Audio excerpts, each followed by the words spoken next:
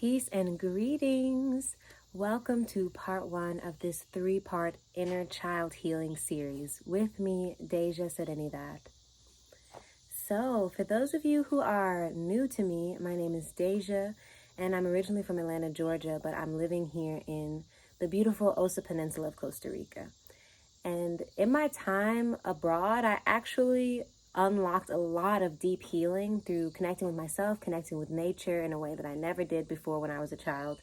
And in having this extended amount of time living in nature, experiencing a whole new perspective than how I grew up, I started to do a lot of healing and reflecting around my childhood, what was coming up for me in my adult life, and how I wanted to heal and transform, and how I wanted to mend relationships from my past. So all of this, the journey that I've been on, really led me to delving into my inner child. So ever since I realized that I needed to heal, I've been practicing all of these different modalities to heal myself. And I've also been helping others to reconnect with their inner children through one-on-one sessions, workshops, and retreats here in Costa Rica. So now I just want to make a nice offering for you all that can't be with me in person to share some of the topics that I discuss in my inner child healing workshops and a few different ways that you can reconnect with your inner child, make yourself feel more whole, make yourself feel more complete, like there's nothing lingering from the past that is still hanging over your head, and also make you feel connected to your innocence, your purity, your childlike self. So if that sounds like you, then you're in the right place, and let's get started. Part 1, understanding the inner family. So we don't only have an inner child, we actually also have inner parents, okay? So these can be called the inner mother and father, or how I like to call them is the inner nurturer. Sorry, I have bugs bothering me, but I have this incense lit. Hopefully that keeps them away. I do live outside, y'all, so please don't mind the sounds that you hear. I hope you can still just be present with me and maybe enjoy the nature sounds, enjoy the bugs flying around. All right, so I like to call the inner mother and father the inner nurturer and the inner protector, okay? So all of us have this within us. It's like an inner trinity where we have our naturally feminine and masculine energies, and we also have this neutral, pure energy that comes from both, which is the inner child. Just like how a mother and father come together to have a child, our energy has to have a certain harmony in order for us to create what is that pureness of our inner child. So understanding what these are, because they really are energies, and I'm just calling them the inner family so that you can understand it in that kind of way. They are archetypes, they are roles, and they represent energies that all of us have. Every single one of us has inner nurturer, inner protector, inner child, okay? And these 3 things balance each other out. So, and oftentimes, however you grew up, whatever your example was, that will become reflected in your inner family. Okay, so if you were a child who who didn't feel supported, for example, maybe didn't feel protected, you'll potentially have either an overactive inner protector, like trying really hard to protect yourself, or because you didn't experience it, be the opposite way of just being like you never know how to protect yourself, very like in the victim state of being, and that will not serve you. So the idea is, by understanding your inner family, reflecting on your own family dynamics growing up, but also reflecting on how you treat yourself here and now, how you speak to yourself internally, what you do for yourself, how you show up for yourself, that's finding balance in your inner family. And as we know, a child has this pure essence to them, right? There's this beautiful, innocent purity that children radiate. And especially when they are at play, when they are feeling safe. So a child is able to express their most pure essence when they have parents, and again, parents don't even have to be the direct mother and father, because again, we're talking really about energies. This is just to understand. But imagine, a child is able to feel more free and pure in that energy when they know that they are protected and cared for. Okay? The inner protector, the inner nurturer. As long as you have these things, you can be completely pure and feel safe and feel in tune with your inner child, because you know that you are protected and you know that you are cared for. So let's talk a little bit more in depth about each one. And I'm going to be referring to my notes, y'all, because, I'm going to be referring to my notes. So let's get into the inner nurturer. So this is also called the inner mother, okay? It's the part of ourselves that is compassionate, empathetic, okay? It's the part of us that is intuitive, because there's this being in tune with emotions, understanding what the emotions really mean, what they're actually guiding us to. This also is represented by our nourishment. Okay, so what do we consume? What are we eating? What else? And the inner nurturer represents reflection, really reflecting on, okay, what has happened and how did it make us feel and how do we want to move forward? This is like the inner nurturer, like understanding the feelings, the flow, the water, the inner waters. And this is also very closely related to self-esteem, okay? The inner nurturer is that part of yourself that says you are deserving, you are worthy, you are loved, you are beautiful. If you don't have this energy balanced within you, it can be represented through having low self-esteem. So if you have low self-esteem, it means that you need to be tapping more into your inner nurturer. And sometimes we can become disconnected from our inner nurturer if, for example, we weren't nurtured very much as children. Or if we have some kind of traumatic event happen, especially something that happens related to someone who was meant to care for us or love us, that can really, break that connection to the inner nurturer, that feeling of like, I'm okay and I'm enough and I'm worthy. All right. Let me wave this incense around, try to get this, I don't even know what kind of bug this is. They're actually very pretty, but they're so loud. Hush now. All right. So different ways that you can connect with your inner nurturer. Self-love practice. Self-love. Lots of affirmations. I want you to, you won't get tired of it, but I want you to literally get tired of it. Like writing them down, speaking them to yourself. Every time you notice a negative thought flowing through, every time you wake up, before you go to bed, just have some go-to mantras and affirmations for yourself. Even if you don't believe it yet, start to say it. And the inner nurture is also our softness, our open-heartedness. So be willing to open your heart little by little if it's feeling a lot of resistance and a lot of clenching and a lot of like, I don't know if it's safe to be loved. Send it some breath, send it love, and speak those affirmations daily. Breath is important too. Taking deep breaths, practicing breath work.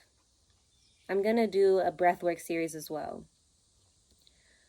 But there's so much out there already. You don't even need me. You can just search breath work on YouTube or online and you'll find plenty of free resources to begin practicing it. Breathe and speak your affirmations and center yourself. And take good care of yourself. Be mindful of what you eat. Be mindful of what you consume also in media. Check in with yourself. How do I feel after watching that movie? Maybe I don't want to watch movies like that anymore. Maybe that left me feeling kind of messed up and like I had weird dreams afterwards, and took me a while to shake that off of me. Notice yourself. Notice yourself. Okay, this is a really important energy to cultivate. And again, this is for all of us. This is not about gender. We all must have an inner nurturer. We all must be in tune with our inner nurturer, our intuition, our compassion, our softness. It is strength in its own right.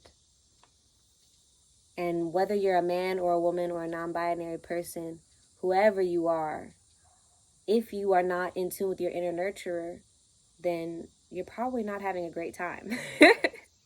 Whenever I get disconnected from my inner nurturer, I'm having the worst time. I'm so mean to myself. I become instead an inner bully, an inner critic. You know, the inner nurturer is like, I see all the work that you're doing and you're doing a good job. Don't give up. Believe in yourself. You deserve it. You're so amazing. Let go of the doubt. Love yourself. You're so deserving of love. You're so worthy of all the things you want to create. That's the voice of the inner nurturer. So tap in with your inner nurturer. She is so sweet. And I'm saying she because I'm a woman and I use she. So for me, she's a she, and my inner protector honestly is too. Okay, but again, these are gender neutral energies. Next, we have the inner protector. Okay, so the inner protector, also called the inner father, this is the wise and vigilant, observant protector side of yourself that something is looking a little off over there, so I'm not going to walk that way. I'm going to walk this way. That's your inner protector. That part of you that is also very intuitive, just like the inner nurturer, but in a different way, a different type of awareness. Whereas the inner nurturer is more about the inner awareness. The inner protector is like being aware of what's around you. It's also the disciplinary. Having discipline, it saved my life. I'm still working on it, on tapping more and more into my own inner protector. This energy allows us to have discipline because the inner protector is always thinking ahead. It's like, I'm thinking of right now, I'm making sure everything's good now, and I'm also setting myself up for the future. Okay, so I'm having discipline. I'm working out now because I know I want to be fit later. I'm eating good now because I know I want to be healthy later. Okay, I'm not walking in that direction because my gut is telling me that there's something up with that energy over there, and I want to be safe here and later. Okay, it's how we set boundaries. Our ability to set boundaries is very tied into our inner protector, because in our inner protector, it's like really knowing yourself and knowing when you're in tune with your inner protector and your inner nurturer, you have your intuition, you understand yourself, so you know what kind of situations you don't want to get into and which ones you really want to get into. So it's that part of you that's like, oh, I have a boundary there. Oh, like, I don't want to be spoken to that way. Oh, I don't want to do that thing that you want me to do because that would take me outside of my values or, my energy, whatever it is. Our inner protector is protecting us through helping us to develop healthy boundaries. Okay, and our boundaries are for ourselves. They're not about us trying to control anyone else. Boundaries are about what you want to experience for yourself. It has to do with the physical body, also physical protection. For example, when we're children, we're not as in tune yet with our inner protector. We have to be reminded, actually, in the very first years of life, like, oh, watch yourself. Don't touch that. It's hot. Watch your head. You could bump your head. Don't run out into the street. These things. Become aware that you are in a physical body that is delicate and you need to keep it in a safe place, right? So our body has these natural alarms that go off within us as well. So when we're in tune with our inner nurturer and our inner protector, when we're out, we can have a feeling that's like, oh, this isn't the way to go. I need to go this other way. And it's not to say that you always need to be in that mode at all. You don't need to be fearing at all. And that's where the inner child is going to come into play. It's just about having that simple, I'm so centered within myself, I don't even have to worry because I know that if any danger approaches, I am in tune with my inner protector. My alarms will go off and I will be clear enough to make a wise decision if I need to move or protect myself. I know that I have the capability of doing it. But I also know that I don't have to always be in protection mode. I can sometimes be in inner child mode, which is the third member of the inner family. So finally, we have the inner child, and all of these roles are so important. The intention here is to actually find a balance with all of them, okay? But the inner child is the innocent and pure creation of the nurturer and the protector.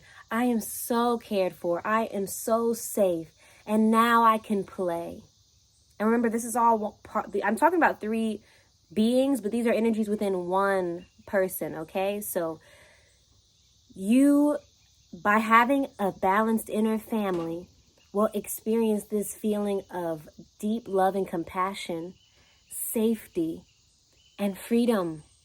Inner child represents freedom. I am so free because I have the discipline and the protection of my inner protector. And I have the love, compassion, and understanding of my inner nurturer. So I'm good. I am safe here on earth, and I can frolic. I can have fun. I can do what I love. I can be curious. I can play. I can tap into my creativity. I can express myself and my joy. I can express all of my feelings. I am innocent. It's also that connection to community. I want to have friends. I want to play with others. Y'all know what the inner child is. I have so much loving feelings when I think of the inner child. And sometimes our inner children are jaded because some of us might have had times in childhood where we didn't really get to be children, or we didn't really get to play, or whatever the case may have been, or had a lot of trauma, had a difficult family situation. But the thing with the inner family is it's eternal. This is eternal. It doesn't matter how old you are, you can still be the inner child. You can still connect with that essence. And you'll be better because of it. You'll be better for it. The inner child also represents vitality, even sexuality. And it may be weird to hear sexuality being linked to the inner child, but our inner child, again, like I said, is not about our age. It's about that part of us, that pureness. And in our pureness, we have sexual energy. We do. It's a part of our being. And when we are in tune and we are feeling connected to our self-expression, to our sexuality, to our bodies, that means we're connected with our inner child, our pure connection to the core of ourself and to our pleasure.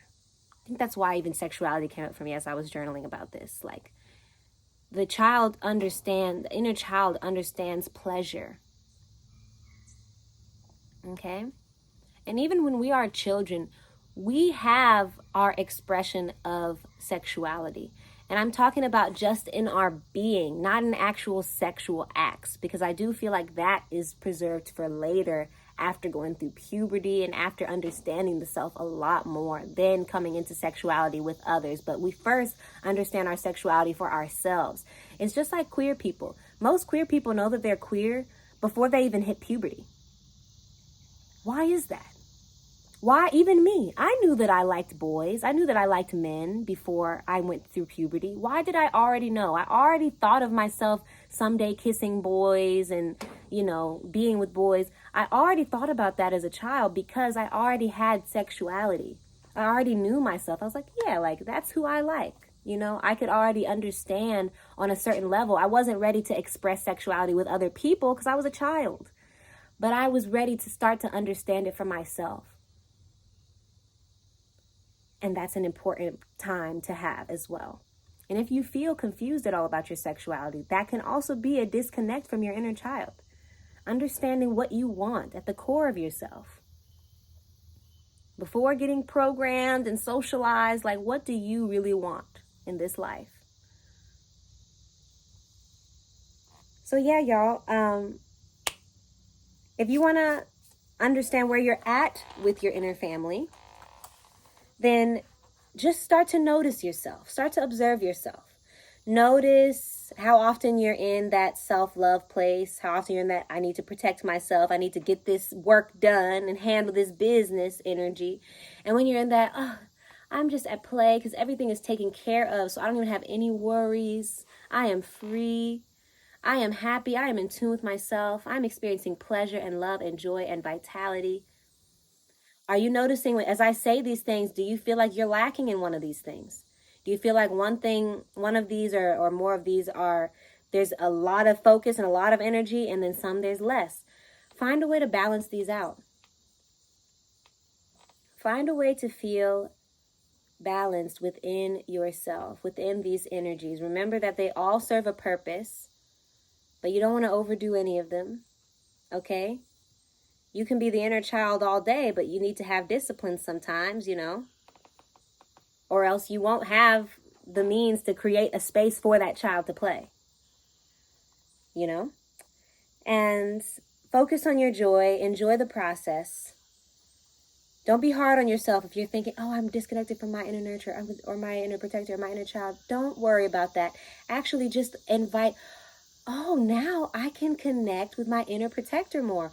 Oh, now I can connect with my inner nurturer more. Oh, now I can connect with my inner child more. It can be a beautiful invitation into yourself, an opportunity to reflect and to love yourself and to grow, to be empowered, not to judge yourself. Okay? I hope that is really understood by you. Trust yourself. Trust yourself, because this is natural, this is organic, okay? So connecting with your most authentic self, it's so easy because it's your most authentic self. It's you without any of the extra stuff. So calm the mind. Again, come into breath. Have a little quiet time in the rising and before you go to bed. Journal if you can. Breathe. Meditate if you can. Listen to yourself. Listen. Ask questions and listen. Ask, where can I find more balance in my life? And then just listen. So many of the answers are within. All right. Thank y'all for joining me for part 1 of this inner child healing series. If you would like to delve deeper into your inner family, I have an ebook called The Inner Family, and it's available on my website. I hope you find serenity.com/shop. Okay, click the Serenity shop when you get to the website and check out my ebook offerings. Thank you so much for joining me, and I hope you find serenity. Serenity.